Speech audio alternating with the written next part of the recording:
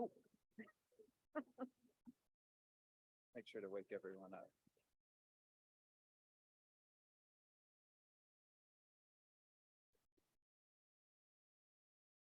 Okay, as we are waiting for the last couple folks from the next session to make their way, here comes Ira coming back for is this your third for today?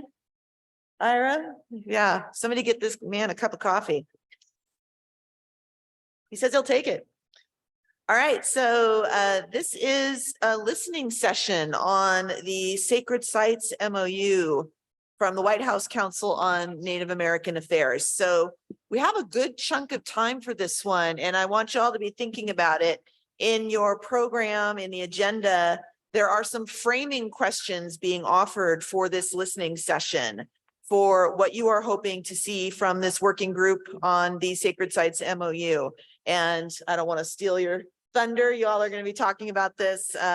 But we have Morgan Rodman, the Executive Director of the White House Council on Native American Affairs, Samuel Kohn, Senior Counselor to the Assistant Secretary of Indian Affairs, Reed Robinson. I don't see Reed.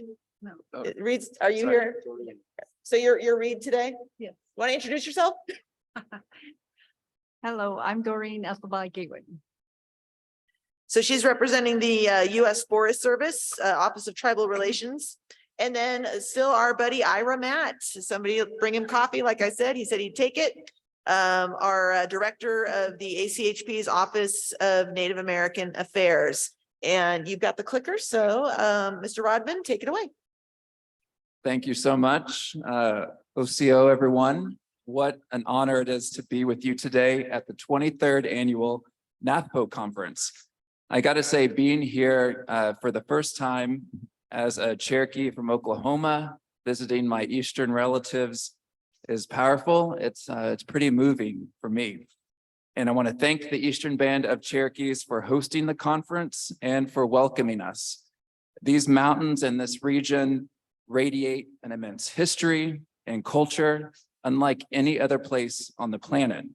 It's a treasure that glows even more brightly when the Native people of this area are also the stewards of this land.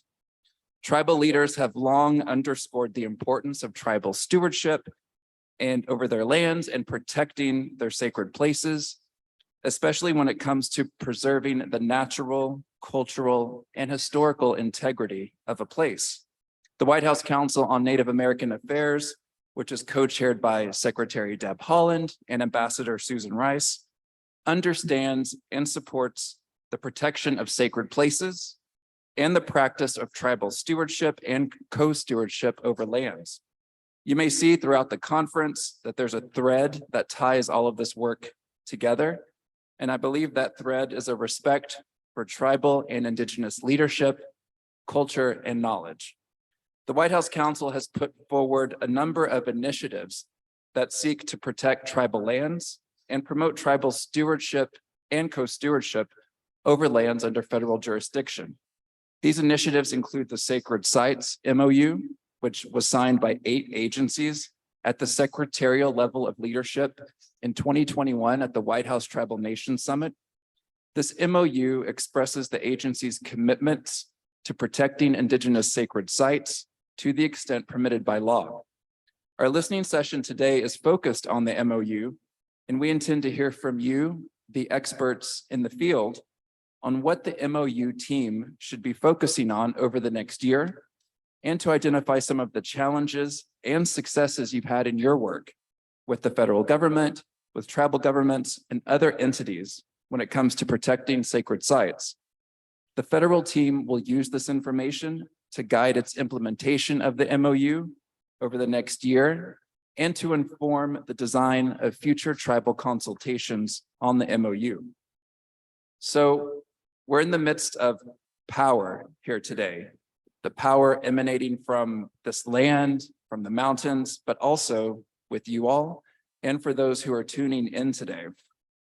We're in a forum of knowledge with experts who work every day to protect Indigenous lands and places that have value far beyond their physical worth, but contain an immeasurably profound depth of culture and spiritual significance to Indigenous peoples.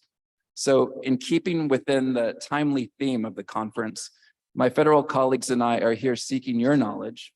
We want to make sure the implementation of the MOU is empowered by expert guidance and, as the conference theme highlights, your voices of truth. So my colleagues and I will go into some detail about the MOU, how it changes from the previous version in the Obama administration.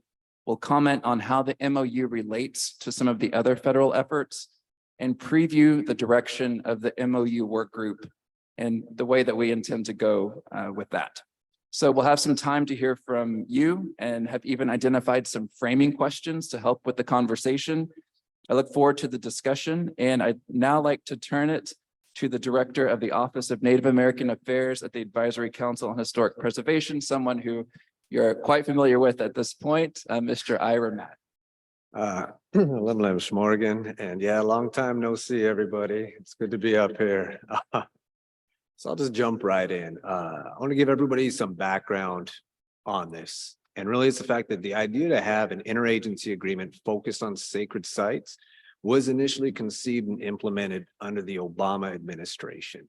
The original Sacred Sites MOU was signed in 2012, and it really established the foundation for all the subsequent versions of that MOU. One of the things, at least from my perspective, that is important to understand is that 2012 MOU, it wasn't a tool that was prescribed by the administration. It actually resulted from requests by tribes and was facilitated through interagency efforts led by the Departments of Interior, Education, Defense, Agriculture, and the Advisory Council to advance an awareness of and some more uniform considerations for sacred sites. So you kind of fast forward, and an updated version of the MOU was signed in 2021. And it's the focus of what we're talking about today. While it's similar in a lot of ways to the 2012 and the 2016 versions, there are a lot of significant improvements that I kind of want to run over with you guys today. First and foremost, and Morgan hit on it, there's more signatories. Tennessee Valley Authority, Department of Transportation, Council on Environmental Quality, and the Environmental Protection Agency. So some big players, both from land management and really that regulatory oversight perspective. One of the things that I also think has been a big step is there are commitments made by the signatories to staff not only a working group, but a legal subgroup. And this was a commitment that was really missing from the prior versions to help it advance in the way that this one is already moving along. And another big picture consideration is that the oversight of the MOU, that was previously transferred between those departments and the Advisory Council, depending on who had availability and time. It's now under the leadership of the White House Council, Morgan in particular. So for the first time, the MOU really has a home, and that provides us a lot of stability, and it also helps raise the profile of this MOU. In that, and it's not just that we all got together, want to chit chat every month, and we have Morgan there to tell us what to do. There's an actual requirement that signatories provide annual reports to the White House Council's executive director on how we're implementing the MOU, and that we commit as signatories to ongoing coordination and consultation on the implementation of it, something in the coordination arena that's happening here today. So within the document, the signatories also expanded on a commitment on how sacred sites are considered. And Mr. Councilman Whedon, I think this hits to your point. Sorry to catch you off guard there. And I think you should raise that discussion point again with this panel in case Morgan didn't hear it earlier about the maritime considerations. But the signatories to the MOU clarified that the sacred sites include the Native Hawaiian community, something that's not a component of the executive order. It also clarified that sacred sites have an interconnectedness to the surrounding landscape. And it specifically calls out a number of things, including archaeological sites, burial locations, traditional cultural properties, and plant communities, and that those must be accounted for in that decision-making that the federal agency has. And that sacred sites can exist on any land status type. So these were commitments that those 8 signatories have made that go above and beyond really what the executive order prescribes. So additionally, the MOU is structured in a manner that allows it to support a number of those White House Council initiatives that Morgan was talking about, and you've heard kind of sprinkled in conversations throughout today. And one of the main ones is it calls on the signatories to incorporate Indigenous knowledge in the management, treatment, and protection of sacred sites. And that's something that's been actioned, or at least it's starting to be actioned through the release of the Indigenous Knowledge Guidance Statement that was announced at the Tribal Nation Summit in November. One thing that the MOU does is it calls for more tribal agency and co-management agreements to ensure good stewardship, access, and the use of sacred sites. And it's really been the Departments of Interior and Agriculture that have been prioritizing that the last couple of years. And there's probably several of you who have been participating in those co-management discussions. UNDRIP, Mr. Rattling Leaf isn't here, but it specifically recognizes the United Nations Declaration on the Rights of Indigenous People. And it's linked to that Tribal Treaty Rights MOU that I mentioned earlier and the recent best practices document. And those are you, I know I'm not supposed to bring this up, Shasta, wherever you are, but for those of you who got to listen to that climate webinar that we talked about earlier, it was facilitated by Shasta and Mike and our chair. The MOU has obvious ties to the White House Council's Climate Adaptation Subcommittee. So there's a lot of improvements and a lot of connections. And with that, I'm going to pass the mic to our recent addition over here to talk a bit more about it. Thank you. So the Reed Robinson, the Director of Office of Tribal Relations for the Forest Service, sits on this committee. And as a member of this committee, is involved in this work. So there was a listening session in March of 2020.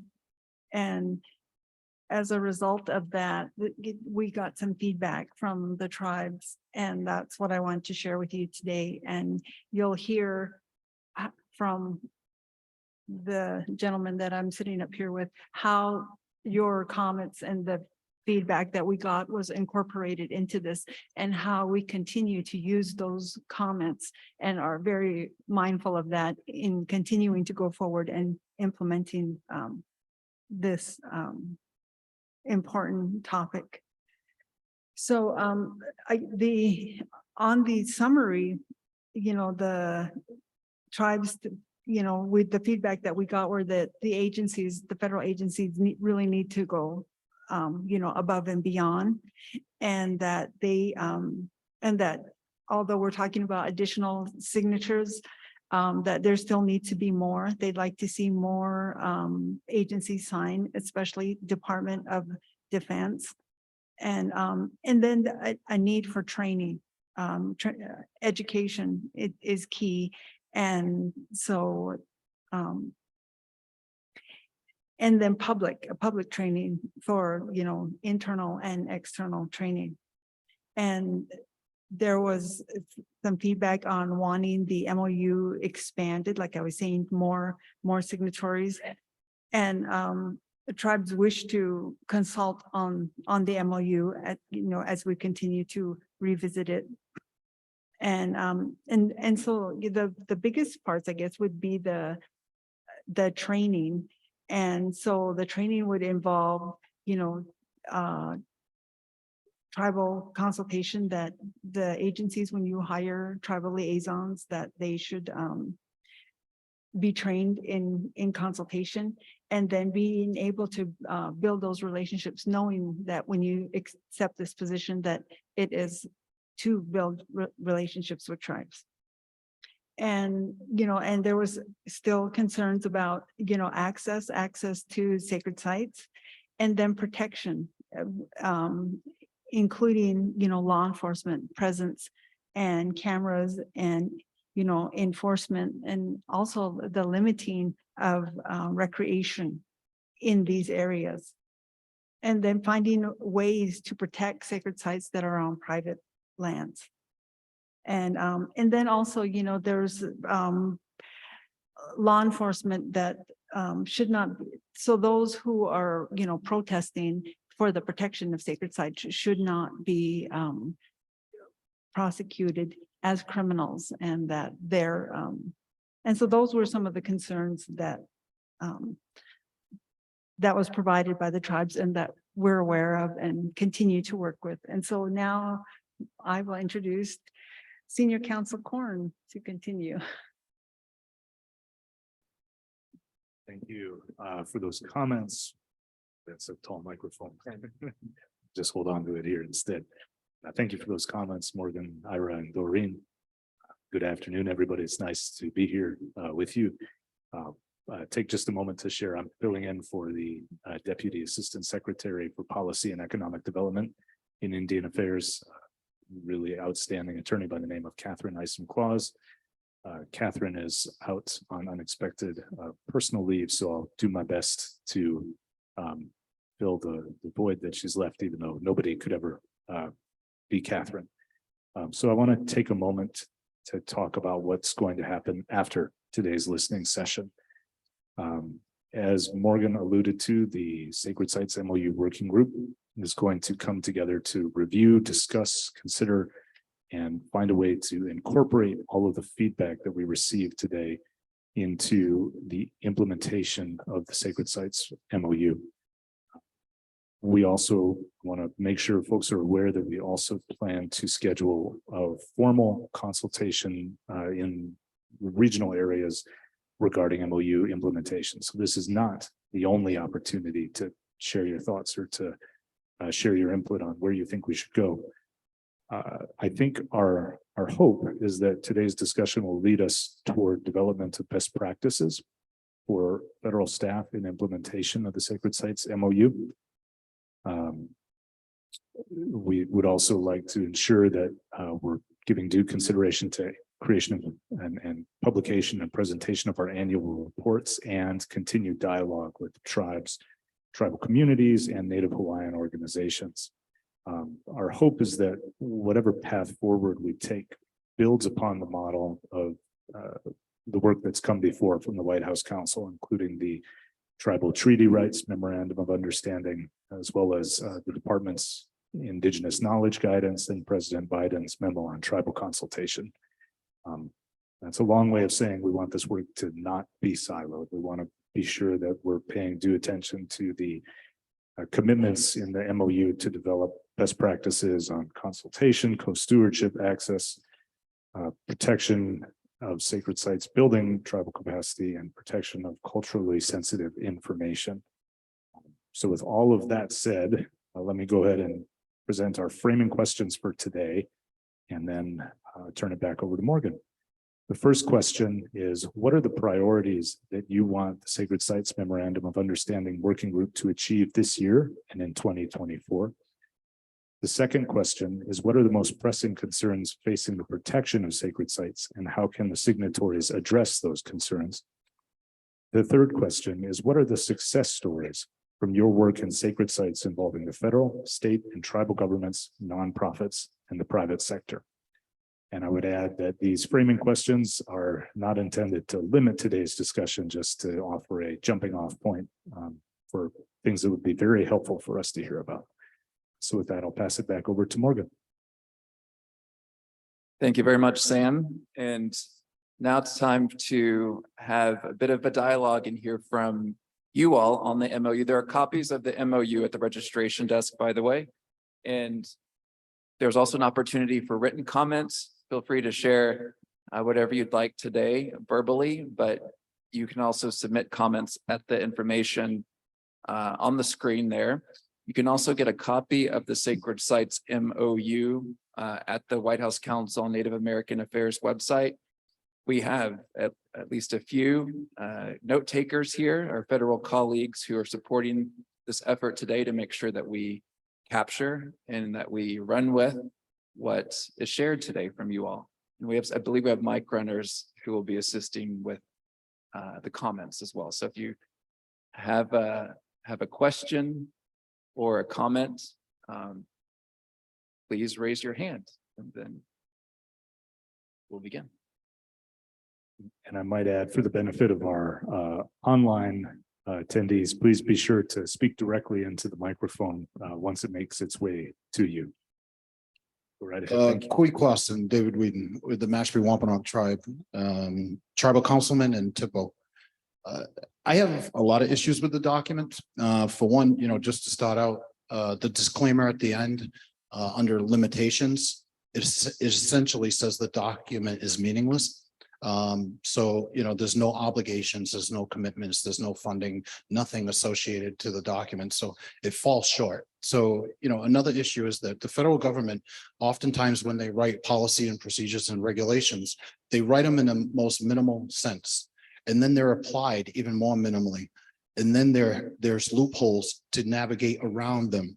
So they all, unless you take the initiative and put strict mandates in there that set hard requirements, it's always going to fall short of the spirit of the intended goal. And so with that, there are several components. I forget the actual numbers, but there's reporting requirements since the 2012 implementation of the MOU that required agencies to develop training. I'm wondering what trainings have been developed, who's required to take the trainings, is there follow-up on improving the trainings? Was there consultation on the subject matter of the trainings? I know for me, myself, a lot of times with the federal agencies, I have to educate the people that are charged with the upholding trust responsibilities. I'm educating them on Indian law as I understand it. They're not fully aware of Indian law. So I think for me, one of the trainings should be to educate anybody that interacts with tribes on Indian law and Indian policy and how it should be afforded and implemented. Now, the law says that whenever there's ambiguity, it should be decided in favor of the Indian because of acknowledging that he's suffered and all that he's lost. That's the law. And so if that's the law, I don't know why things are so applied so minimally and always falling short of tribal expectations. I'll leave that there for now. Councilman Whedon, if I may say that the training comment, there's a presidential memorandum on tribal consultation that was announced at the most recent Tribal Nations Summit. And it updates the one that was issued right before that, the year before. And part of one of the, hopefully one of the themes that's conveyed today is the training is mentioned in that presidential memo. So that applies to all the agencies that are affected by PM. Basically, it applies to most of the executive branch, that presidential memo, and it calls for trainings on consultations.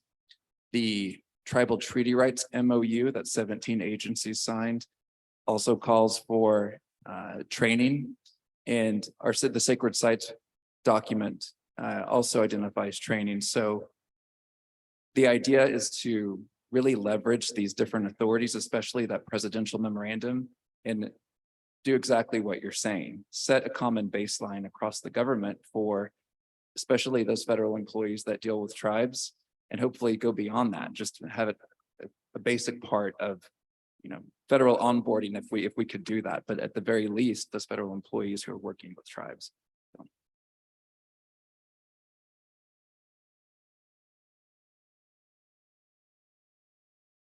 I think your mic might be off, sir.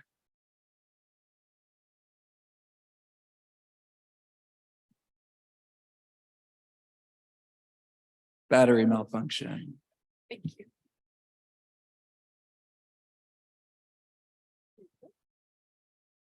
Thank you. Peter Silver from Shinnecock again. When we get involved with the federal government has to serve so many people, so many needs of not only we the first people of the Americas, but all of the peoples of Americas.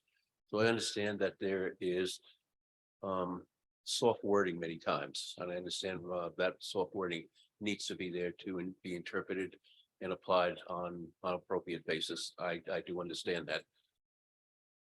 Let me be more specific as to what my concerns are. And there are 4. The first one is, if not all Aboriginal concerns are not served, then all Aboriginal people will suffer. I have not heard anything regarding the U.S. protectorates, where federal funds will be going out to deal with their infrastructure needs and counseling with those Aboriginal peoples to ensure that their sacred sites are indeed covered by appropriate rules, regulations, and interpretations of the federal government and local authorities. First concern. Second concern. The windmill industry that is overwhelming us will be bringing very, very high volume cable lines into our lands, in some facilities on our lands. It's my understanding that these facilities will use vertical construction in the drilling of the cables. The cables will run for probably hundreds of miles like spaghetti on the ocean floor, and then come in onto land and continue to bring these cables to transfer stations. My question to you is, where are the funds for tribal organizations to be involved with that process so that we can be there when sacred sites, known sacred sites are being, have to be touched, when surprise locations are affected, or other issues develop as a result of the rights of Aboriginal peoples. I'm hearing nothing about that. And I think that focus has to, if the federal agency is pointing this to be the direction, you are going to have a serious impact on our sacred sites and our burial lands. And to suggest that, well, we'll deal with that in the future, my response is no, that needs to be dealt with now. Appropriate contracts need to be put in place. Funding needs to be put in place so that tribes can protect our sacred sites and our ancestors. I'm going to move to my third issue or question. Whenever you touch Mother Earth, there's a disturbance. The agency that will be touching, as far as I'm concerned, Mother Earth most often would be the U.S. Department of Transportation, with all their roads, highways, construction, support facilities, on-ground and underground facilities. I'm very much concerned as a result of abuse in the past as to what agreements are in place with the federal highway, or is it just going to be more lip service? Let's get that out front right away so that we know how the U.S. Department of Transportation, specifically federal highways, will be dealing with local community, native communities across the United States. My fourth and final concern. With the construction that will be going on across the United States by the U.S. Department of, with the United States Department of Transportation funding and DOD funding for other special projects, I'm aware that special projects will be developing and spreading toxic materials on reservations or nearby reservations. Is there a way that you know where those toxic materials are? You know where the toxic materials are going to, And there needs to be upfront agreements and notifications going out to the tribal communities to let the tribal communities know this is going to impact you. Here is how it is going to impact you. Let's figure out ways of avoiding or mitigating these killers.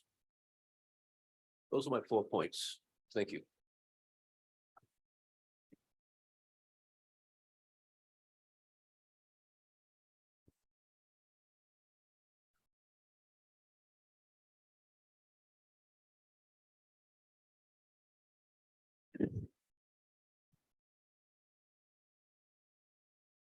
Is there another question at the moment or comment? yeah. Oh, sorry. There, okay. Good afternoon. My name is Cassandra Atencio. I am the Tribal Historic Preservation Officer with the Southern Indian Tribe in Ignacio, Colorado. And I wanted to address what are the most pressing concerns facing the protection of sacred sites and how can the signatories address those concerns? For our point of view, I think one of the things that as each federal agency, because they all rotate, each of these people, they're, you know, the people that are on the ground, the people in their district offices, they rotate. And they have a tendency to lump tribes together. And I think that when each time you move, they should have a conversation with those tribes, tribal leaderships, in order to gauge how that tribe practices and what they do within their area, in their region. That way they're not bringing an identification process or some kind of process from where they came from, whether it be back east. As we all know, each tribe is individual, and we practice the way that we look at things, and the way that we practice is very different from each other. Some things are similar, but there's a lot of things, and I think it behooves that federal agency or state agency to get to learn and get educated about the tribal people which they serve. The second thing I'd like to say is not just about the sacred sites, but what you utilize within those ceremonies and those sacred sites. For instance, we have, you know, we also do the Sundance, but that area is the sacred, that's the sacred site, that's the place. But it's not only that, it's what we utilize that goes into it, the trees, the plants, the minerals. And where do those families gather those things? Those are also a part of that sacred site.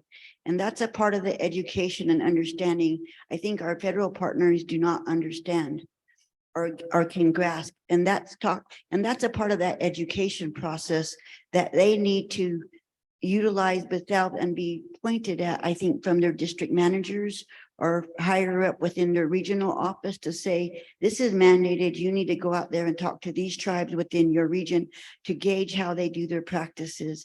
And I think that's a missing link because they're not being educated. The third thing is that, you know, plant animals, these things are all interrelated. Sacred sites is also, could be a burial. It's also a gathering place. It's also where you go wash after those ceremonies. It's what those families do, and it's those practices. And unless you're educated about the area that you are in, you're going to be lost and you're going to not know what you're doing. And I think it behooves our partners that sit on the other side of the table to educate themselves. We have to educate ourselves in the 110 process, in the 106 process, and all of these things that are being brought up.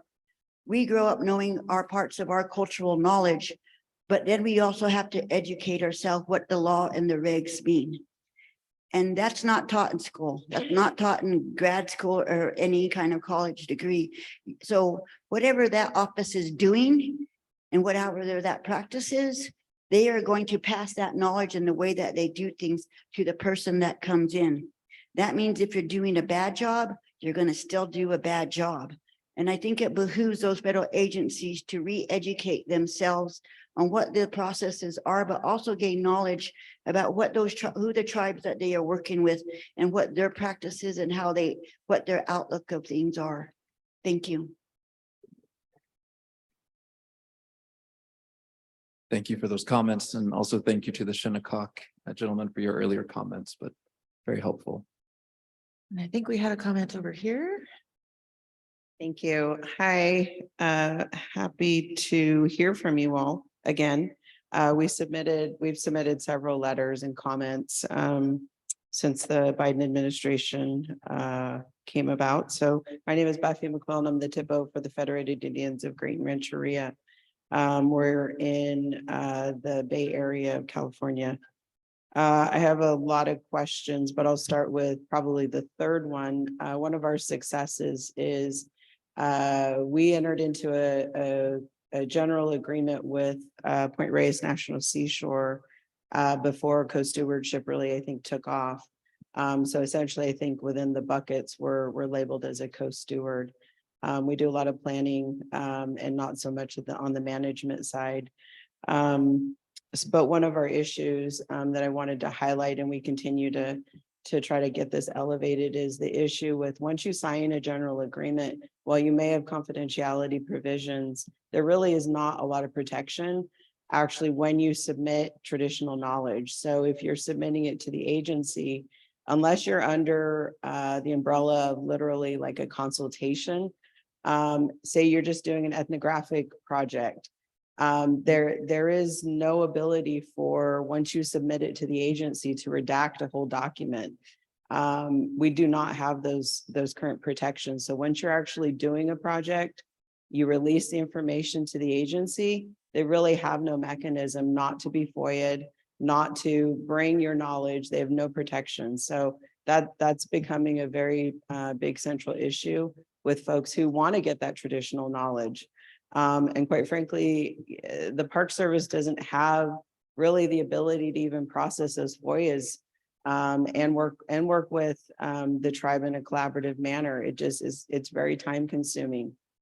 The other issue we've run into is with respect to implementing the 110 functions across. We have Golden Gate National Recreation Area, and then we have Point Reyes National Seashore. Between them, they have 2 archaeologists, 1 for each park, but they're not able to fulfill those 110 responsibilities, let alone bring on a cultural monitor. Our cultural monitors have no real mechanism to get paid because there's really no base dollars to do that from either of those parks. So funding is a big issue. So it's great to have a general agreement, but it comes literally with no funding.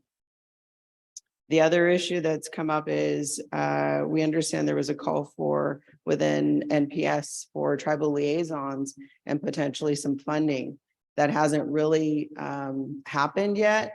But again, it goes back to we have all of these great pieces of paper, but we don't actually have folks on the ground who are actually now going to implement the agreements. With respect to sacred site protection, we have a lot of conflation with. There may be folks who, by definition, are Indigenous, but they are not representatives of the tribe. And so the agreement is with the tribe. And so the decisions that need to be made really should rest with the federally recognized tribe as we're on federal lands. There's a lot of confusion, and we spend a lot of time educating Park Service staff, county staff, other jurisdictions on what it means to actually do that government to government consultation. You can take somebody who's a tribal person, a tribal citizen, but it is really the decisions that need to get made between the governments.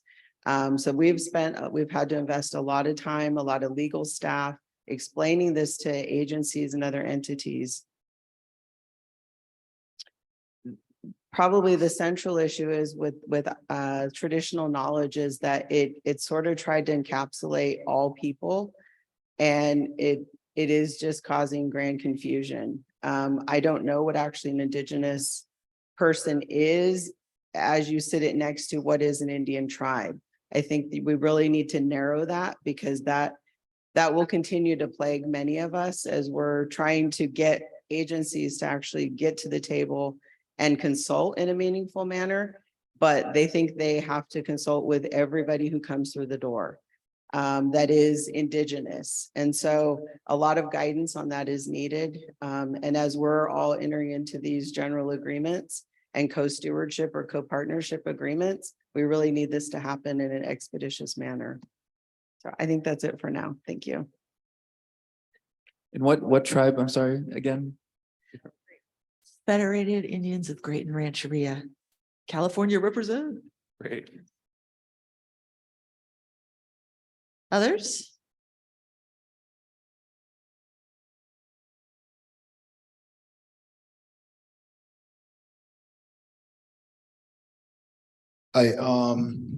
I'm just trying to quickly go over some of this, and there's so much with the document that I can find issues with. One thing is, on item number 1, we'll start there. The working group has, no tribal representation. And it should. There's nothing requiring tribal representation on the working group.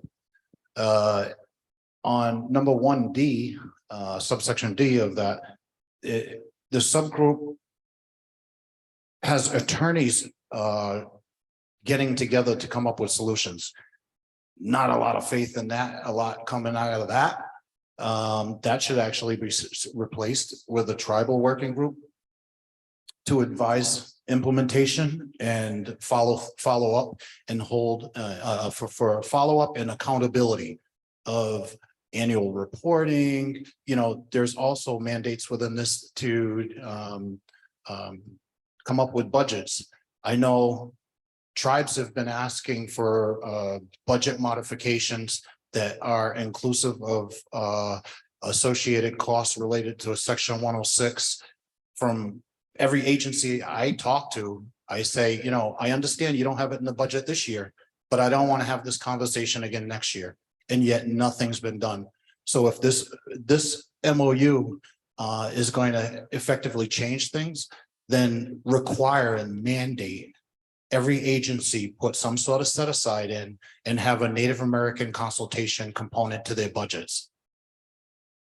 And that would address, go with a nominal cost, like a consultant fee, $125 for, a couple hours worth of work to review a project minimally, every agency or project proponent. I don't care where the money comes from.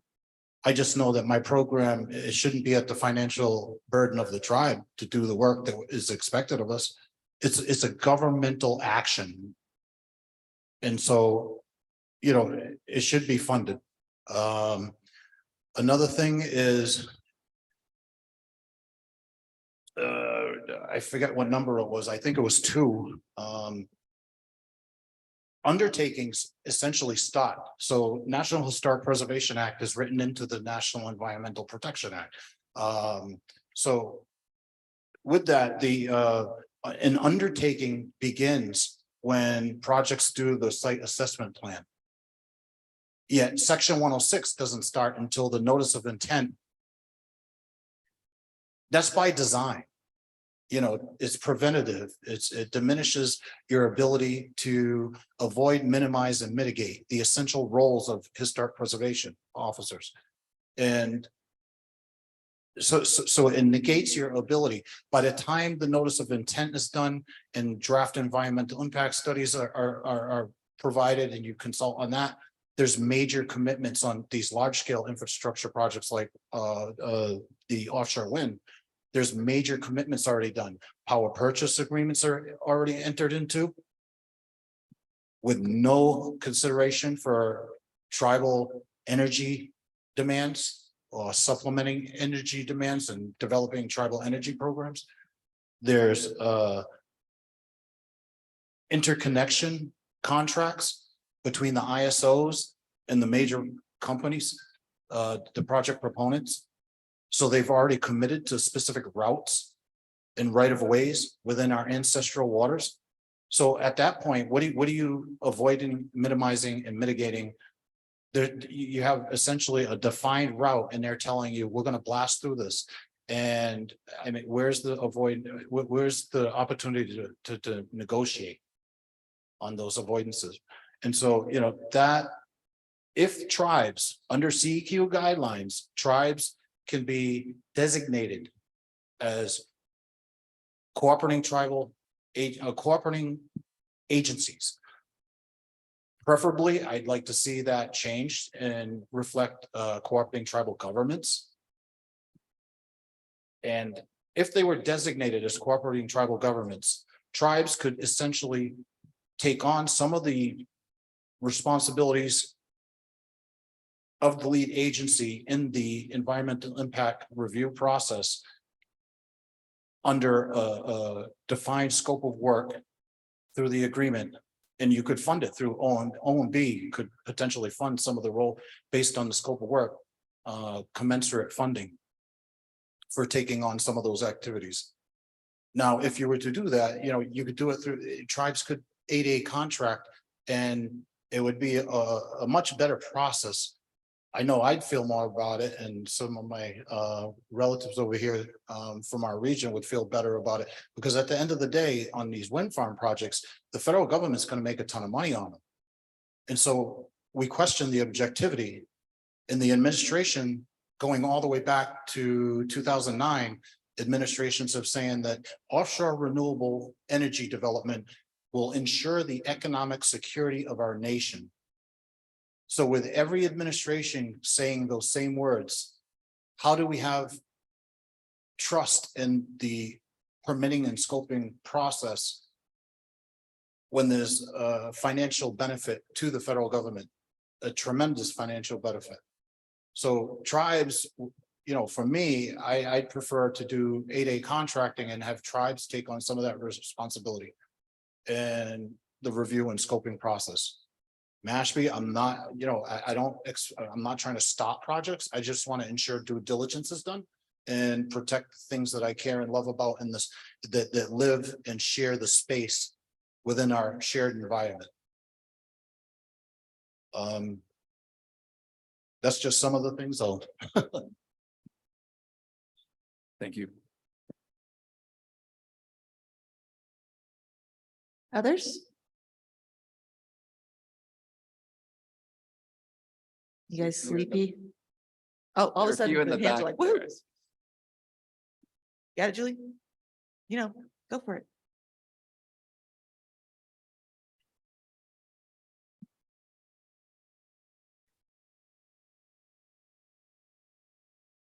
Hello, I'm Patrick Baird. I'm the THPO for the Nez Perce tribe in Idaho.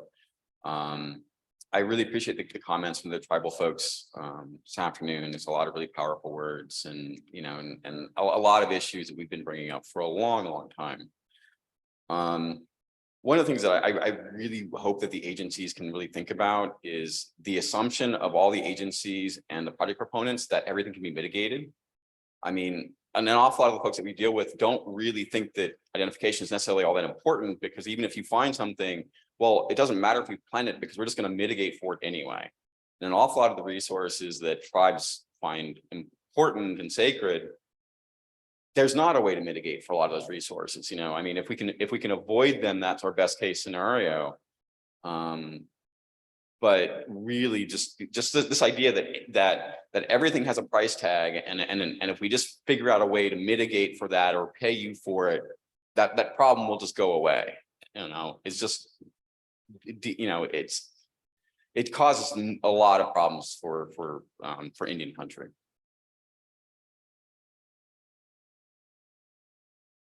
Thank you.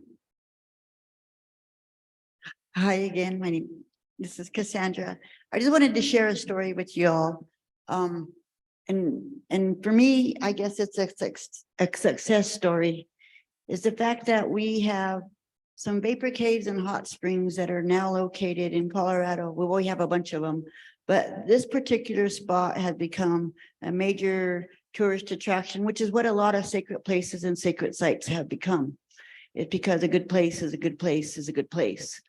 And so people live here now. It's part of a city, but this area and these vapor caves and these hot springs are still important to the Nuchu, to the Ute people.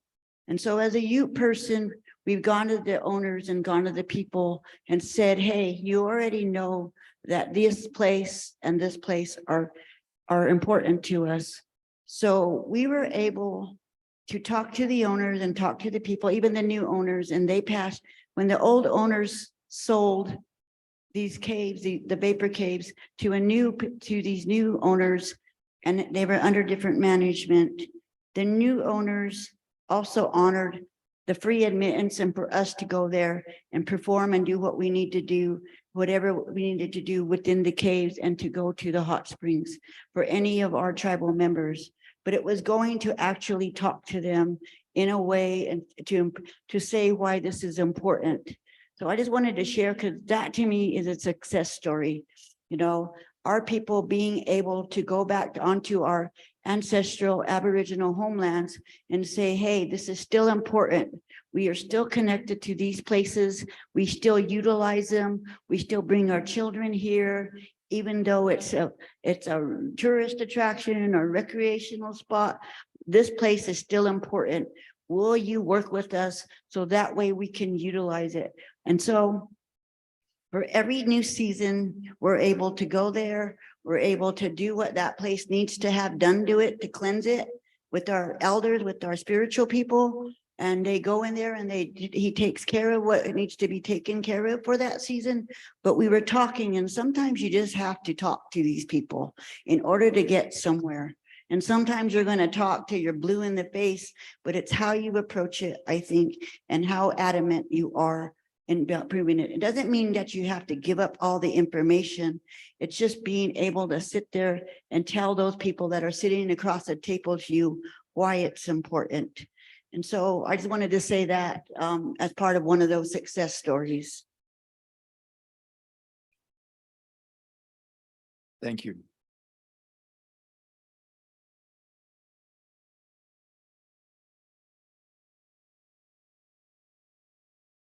See a hand back here?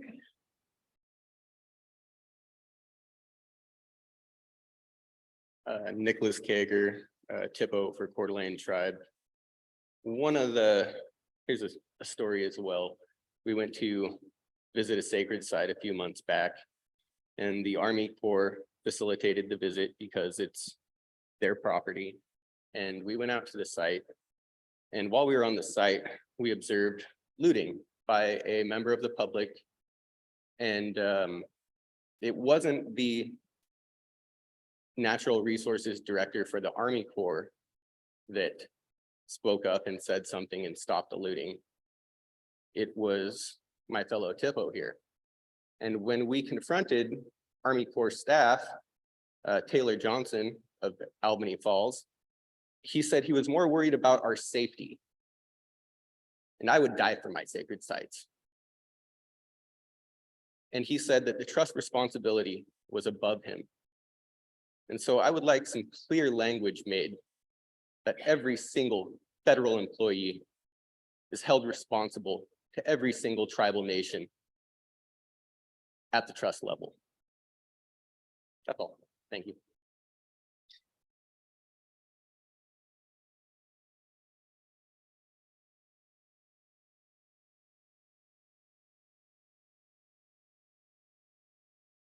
As long as we're telling stories, I have one. And when I came on board as Paula's TIPO in 2008, I actually started the program with the tribe's direction. And we were fighting a project called the Gregory Canyon landfill.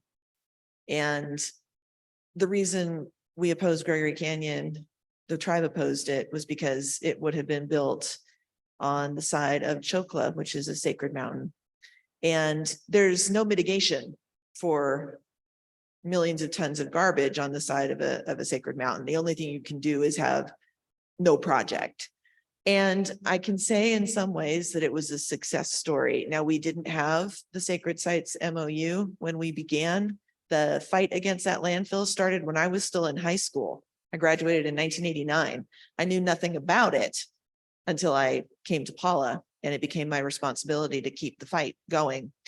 And I can say it's a success because right now there is no landfill in Gregory Canyon. We were working with the Army Corps of Engineers and hoping that they would say that there's no mitigation for the effects on this cultural landscape. So we're not going to issue the permit for this project, but we didn't have any guarantees. And so ultimately, because it had been at this point, I think over 25 years that the tribe and other Luiseno bands had been fighting this landfill, the company finally ran out of money.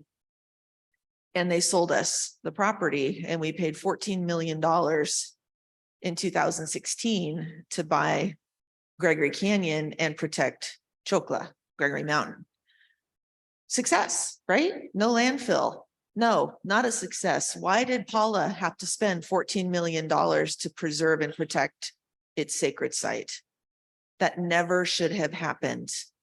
And my friends and colleagues at the Pechanga Band had to do something similar for another Luiseno sacred site. And in fact, if I'm not mistaken, that site showed up in this morning's traditional cultural places. Yeah, I'm seeing a nod.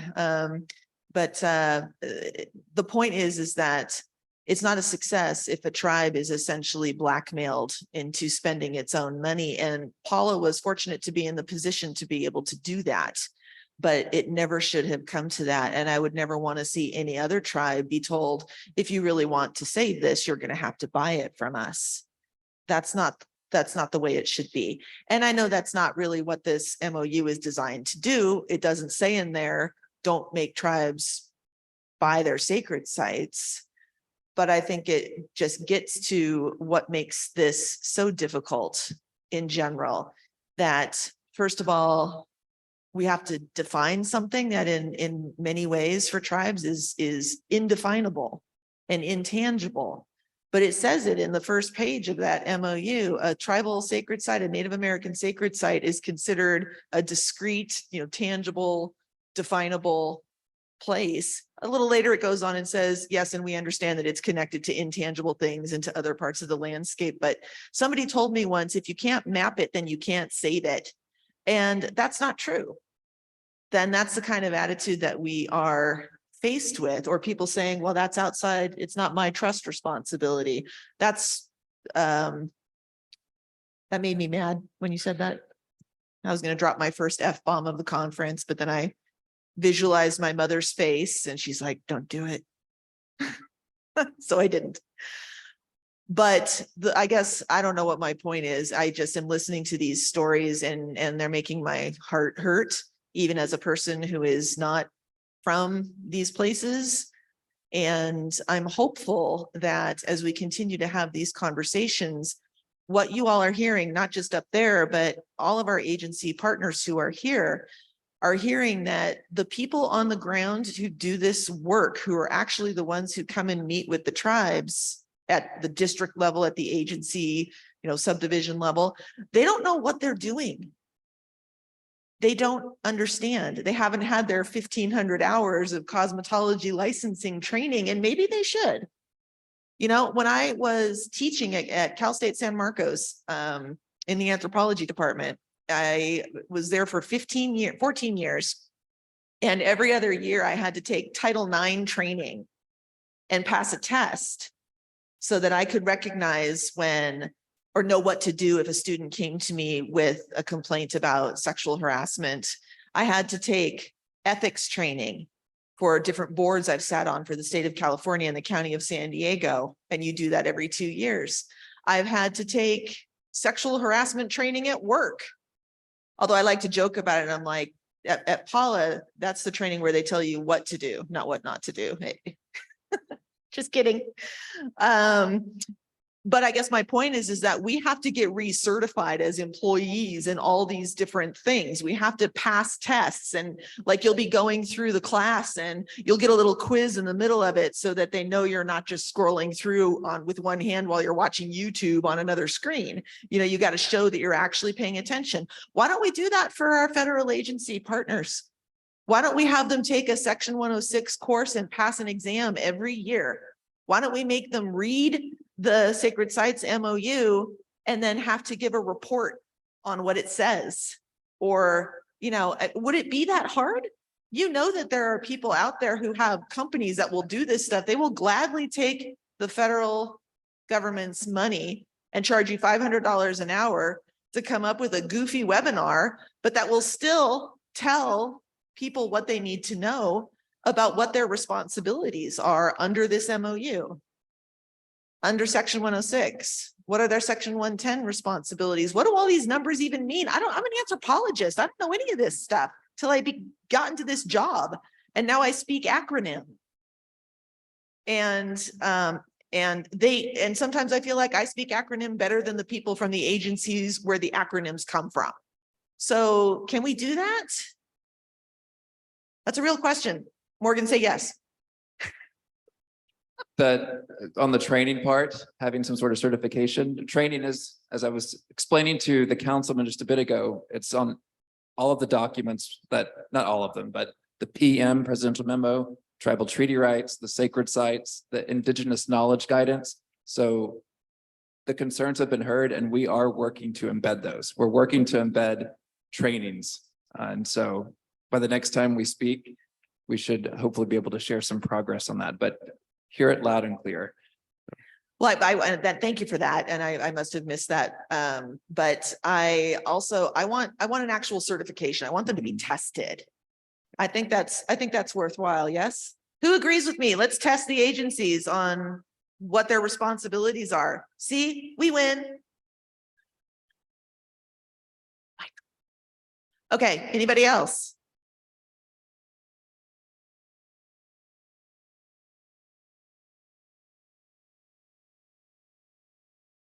Since it's dead air, I have no shortage of words. I guess to Shasta's point, if you really want the buy-in of tribes, then why not put the tribes in the driver's seat of critiquing the federal agencies, the federal government as a whole, and their implementation of and achievement of all these, bold initiatives under this administration that date back all the way to 2012. Because, when I hear of these sessions and things, I don't see follow through. I don't see accountability. And when you look at it, like the budget issue, OMB, if agencies were mandated to have a tribal element in there to compensate commensurate of Section 106 activities, that's a relative easily fix through the budgetary process. And yet, we've gone years without funding. And, it's stuff like that I think there's easy fixes that, governments failed to see how to fix them and resolve them. And tribes, I think, would have a lot of ideas to contribute towards resolve that's agreeable. There's always a solution. And I guess, upholding that trust responsibility, there's a lack of faith in the federal government critiquing themselves. So, and the other part with the document is, I'm wondering how many, when you read over the document, agencies can opt out at any time. Have any agencies opted out? The other part of that is that I think we've all participated with FERC and FCC. So commissions, they don't follow the same rules as the rest of government agencies. And so they're not a party to this, or they're not held to the same standards encompassed in this MOU. It would be my understanding based on past experiences with those organizations. It should be a whole of government approach to these types of mandates, rather than just limiting words like agencies and federal partners. That's all I have.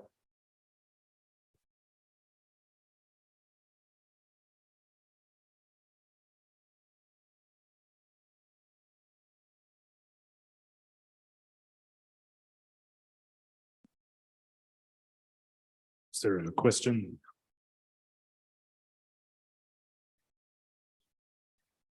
Oh.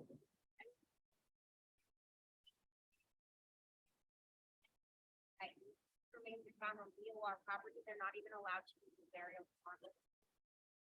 How can you have an agency saying that you're protecting sacred sites when they actively dig them up and say, take your stuff and get out? Even though they follow NAGPRA, they're like, oh, here's your stuff. Now go find another place to put it. And then you throw in the Department of Transportation and they pass it off to states. States, they don't follow anything. They don't look at human remains, even high-speed rail. Sorry, I hate them. So they take care of all their stuff. The Department of Transportation steps out. And now they're at the point where they're constantly redefining, well, what is an archaeological site? You know, we sat there, we took the time, we sat there I've been there since 2012. My first meeting with them was October 9th, 2012. And I have sat there, I have taken them down the path. I helped them try to find a better way. They absolutely ignored it. They continue to ignore it. They continue to ignore their section 106, even though it should be the Department of Transportation. My thing is how can you say people are buying into this when you still have federal agencies that don't even allow for the reburial of human remains from projects they disturbed? I think just to offer some response to that, you know, the MOU was signed by Secretary Holland, by Secretary Buttigieg, and they are their equivalents across the other total of 8 agencies. DOT is big, and so is Interior. Bureau of Reclamation, you identified them, they're under Interior. And so these scenarios that everyone has raised today, you know, point to some policy question or policy action. And so part of the effort of this MOU is to identify those, and then in accordance with the values expressed at the highest level, you know, we want to address those. So if we can get, you know, we have that, but I'm happy to talk about that specific policy issue one-on-one, or just, you know, we can do it in this forum as well. But my point is that within the big departments, there are a number of components. And so we being us and the leaders of these organizations are embedding these values throughout the organization. And so clearly we still have a lot of work to do. How you doing? Me again. So with regards to the offshore wind, as you and I were talking, Morgan, earlier, you know, these projects are huge. I wear a couple of different hats as a tribal councilman in a TIPO. Some of my counterparts, you know, they're solely TIPOs, so they don't always speak outside of Section 106 and NEPA. And with regards, you know, since we're conversing with the advisory council, advisory roles that you're all in to the White House, there's a need for, when looking at these offshore wind projects, there should be funding that's, if you're truly upholding your trust responsibilities, there should be funding to do that goes out to tribes, for the tribes to do comprehensive socio-economic impact studies based on and identify ways in which tribes can get involved with this developing industry. It's potentially a $70 billion industry. There's over, I think, $4 billion on each project is committed to construct each lease. So just in our area alone, there's eight projects proposed. That's $32 billion that's being spent in our backyard. On the back end of it, there'll be, each project's doing roughly 100 turbines. So you're creating all these turbines. Then the offshore, Office of Natural Resources Revenue is going to receive money perpetually that used to go to the Land and Water Conservation Fund under OXLA and the relative to oil and gas. But now the new renewables, that money is just going to the treasury for congressional appropriations. So preservation and conservation will have no funding mechanism after it spends what money has already been acquired, is the way I look at it. And yet there's not enough being done for tribes. You know, there's the federal government gets money from the lease agreement. And then it's receiving money from on the back end based on how much energy each turbine produces based on kilowatts. I mean, it's a huge amount of money that's going to be generated from this. And again, tribes, you know, there's no effort to see how these projects could help tribes. Or if tribes were utilized as a mechanism to bring funding into their local regions, you know, I'm on Cape Cod. My counterpart, Bettina Washington, is from the Kootenai on Martha's Vineyard.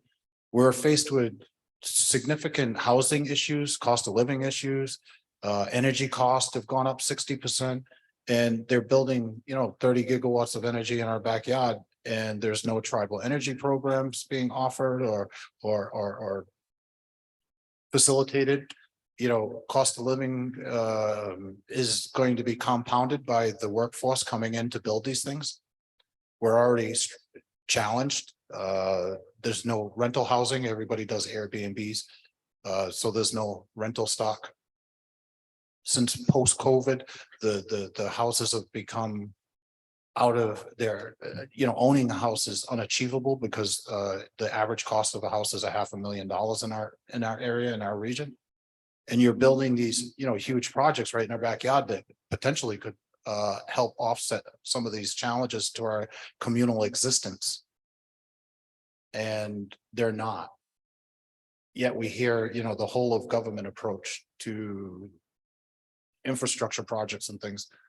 So we're asking that the group take this back to everyone else and develop a process and procedures that adequately address tribal concerns and uphold to the highest level trust responsibilities and be advocates for, you know, we had the termination period, then we went into the self-determination period. Not sure if self-determination worked out so well to the way we understood it. So I guess now I'm asking for an empowerment period that empowers tribes through economic development. You know, tribes could participate in all the different components of these offshore renewables through monitoring, construction, operation, maintenance, securing. You know, we haven't even talked about decommissioning and developing tribal energy programs. You know, in our area alone, Rhode Island Marine Fisheries negotiated $29 million one-time payout as compensatory mitigation in case something happens to their fishing industry. Massachusetts negotiated $13 million. But nobody's taken the effort because it's harder to do because the numbers aren't there to justify and quantify a number for compensatory mitigation on sustenance fisheries. And we're faced with regional issues where Cape Cod, everybody thinks it is this beautiful vacation place. The waters, there was a recent article that came out that the septic stew in Mashpee, our bays are dying. Because all the developers came in and developed everything, and they didn't have the foresight or the concern to build out necessary wastewater infrastructure while they were developing. They grabbed the money from developing and then ran. And so now it's on the taxpayers. So people have lived there for 40, 50 years. They're not going to be able to afford to do the upgrades necessary or tie-ins to, or, you know, the costs associated with building out infrastructure. It's just another stressor to our cost of living. And if tribes were utilized as mechanisms to help address some of those regional issues, it would change the dynamic between the tribal relationships with our neighboring municipalities, counties, and states, if we were effectively able to contribute to the cleanup of our waterways. They're culturally connected. The environments we share have a right to live and thrive as healthy environments to sustain us as a people and our future generations. It's our job morally and culturally to look out for those things and protect them. That's the justification for using us as funding mechanisms to help address some of those issues. To preserve and protect the rights of nature. That's all I have. Thank you.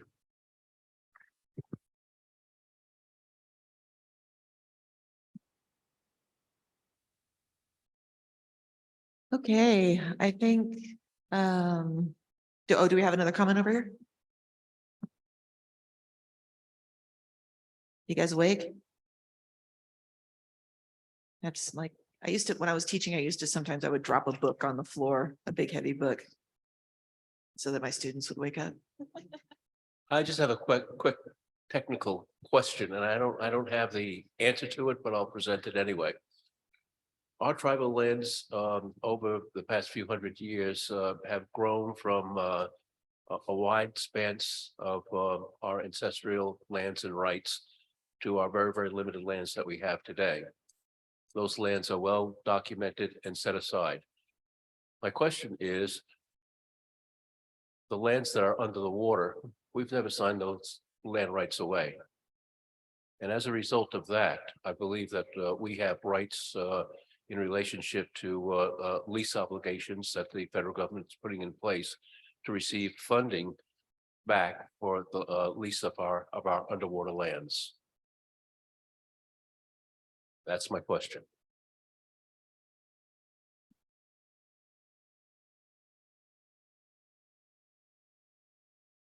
Not sure if we have the answer immediately, sir, but we can follow up with you on that one.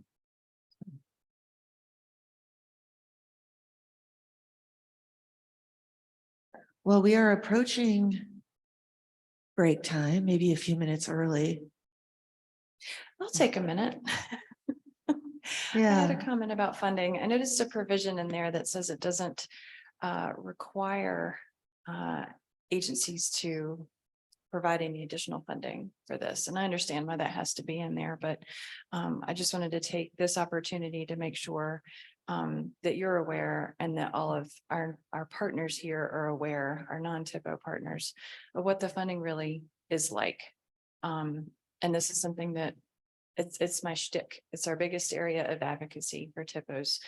So I'm sorry if I'll put a quarter in the jar if you've heard me say this too many times, but we're celebrating our victory in the congressional appropriation in the TIPO line of the Historic Preservation Fund this year, about a 44% increase. And that's huge. That has a real on the ground impact for people.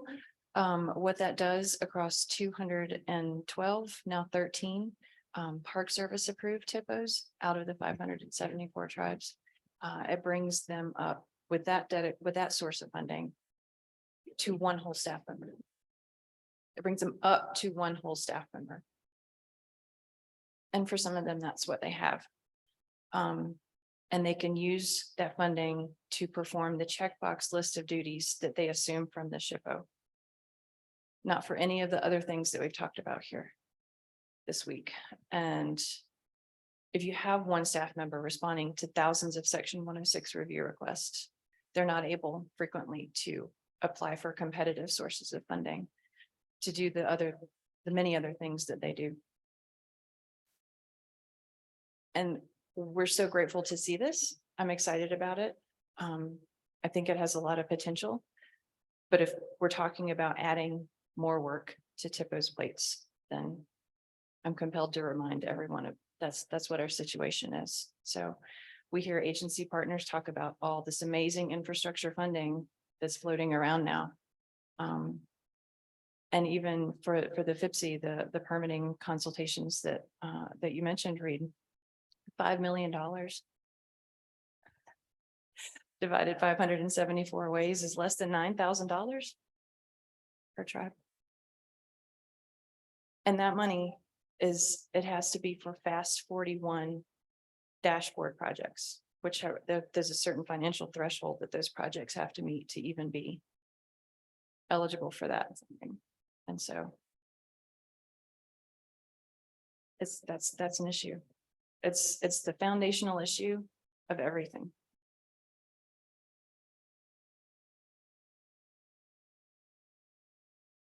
That's my story.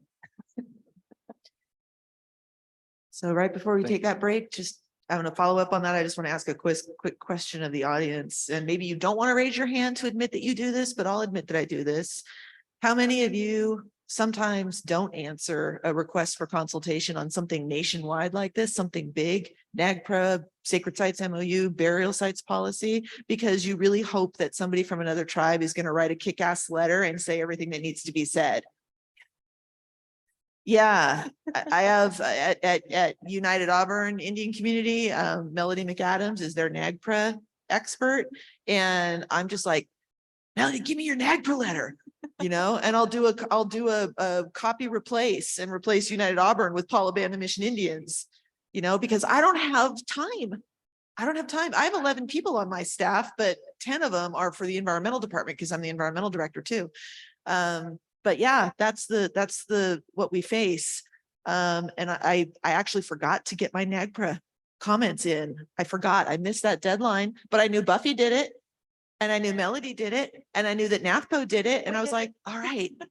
But sometimes it's like you hear, oh, we got 20 responses from tribes. That's a good response. Like, you're lucky you even got 20 because we don't have time and we don't have the money.